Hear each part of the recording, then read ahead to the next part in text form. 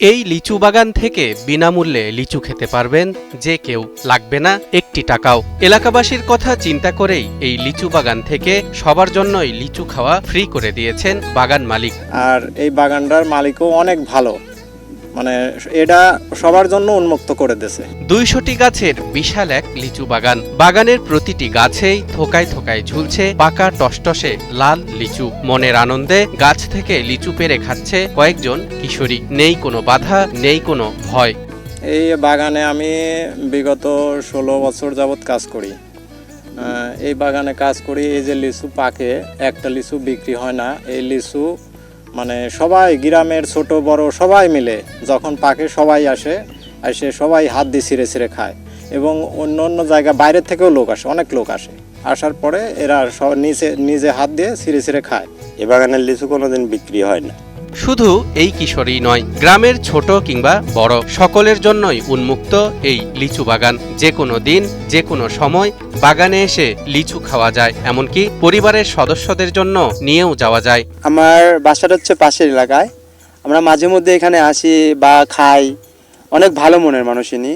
আমরা আবার বাসার জন্য নিয়েও যাই। আবার এমনও সময় আছে যে ছোট বোনরা যদি বলে যে ভাইয়া লিচুর বাগানে যাবো, আমরা এই বাগানে নিয়ে আসি, তাদেরকে খাওয়ানোর পরে আমরা চলে যাই। দেখতে আমাদের অনেক ভালো লাগে। জেনে আরও অবাক হবেন, মানুষের পাশাপাশি অন্যান্য পশু পাখিরাও যাতে বাগানে এসে নির্বিঘ্নে লিচু খেতে পারে সেজন্য নেই কোনো পাহারাদার, নেই কোনো সীমানা প্রাচীর, এমনকি নেই কোনো নেট বা জালের সুরক্ষা বন্ধনী।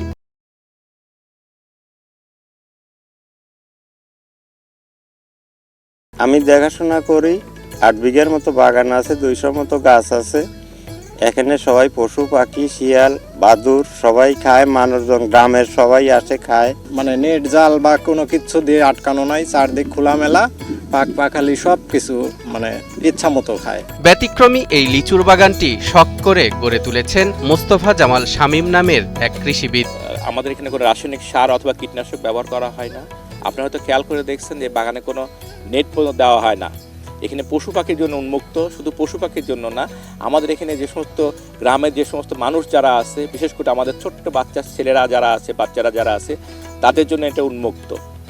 এবং সবচেয়ে অবাক বিষয়, এই বাগান তারাই পাহারা দেয় এবং তাদের দেখভালের দায়িত্বও তাদেরই আমি মনে করি।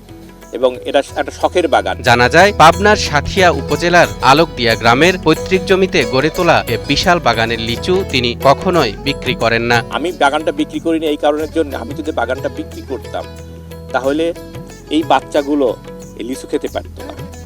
তারা সারা বছর বাগানের দিকে তাকায় থাকে। যদি আমি বাগানটা বিক্রি করে দিই, ওদের বাগানে ঢুকতে দেবে না। ঠিক এই চিন্তার থেকেই আমার এই চিন্তাটা যে আমার বাচ্চারা খাবে, ঘুরবে এবং ইচ্ছা মতো তাদের মুভমেন্ট, যেমন পশু পাখি যেমন এখানে ইচ্ছা মতো নড়াচড়া করে, আমার বাচ্চারাও ঠিক ওইভাবে নড়াচড়া করছে। ব্যতিক্রমী এই লিচুর বাগান করে স্থানীয়দের কাছ থেকে সম্মান আর প্রশংসা পেয়েছেন পাবনার এই কৃষি উদ্যোক্তা। তার উদ্যোগকে সাধুবাদ জানিয়েছেন পাবনা জেলা কৃষি সম্প্রসারণ অধিদপ্তরের অতিরিক্ত উপপরিচালক কৃষিবিদ মোহাম্মদ নূরে আলম। আমরা ওনার এই উদ্যোগকে স্বাগত জানাই। আরো যারা আমাদের লিচু চাষি যারা আছেন, বড় বড় মালিক লিচু বাগান আছেন, ওনারা যদি এভাবে এগিয়ে থাকেন, সাধারণ মানুষ এভাবে তারা বিনা পয়সায় লিচু খেতে পারবেন। মানুষ মানুষের জন্য, তাই কাউকে কিছু দেয়া বা নিঃস্বার্থভাবে বিলিয়ে দেওয়ার মাঝেই যে আসল আনন্দ। কৃষিবিদ শামীমের এই বাগান যেন তারই এক জীবন্ত উদাহরণ।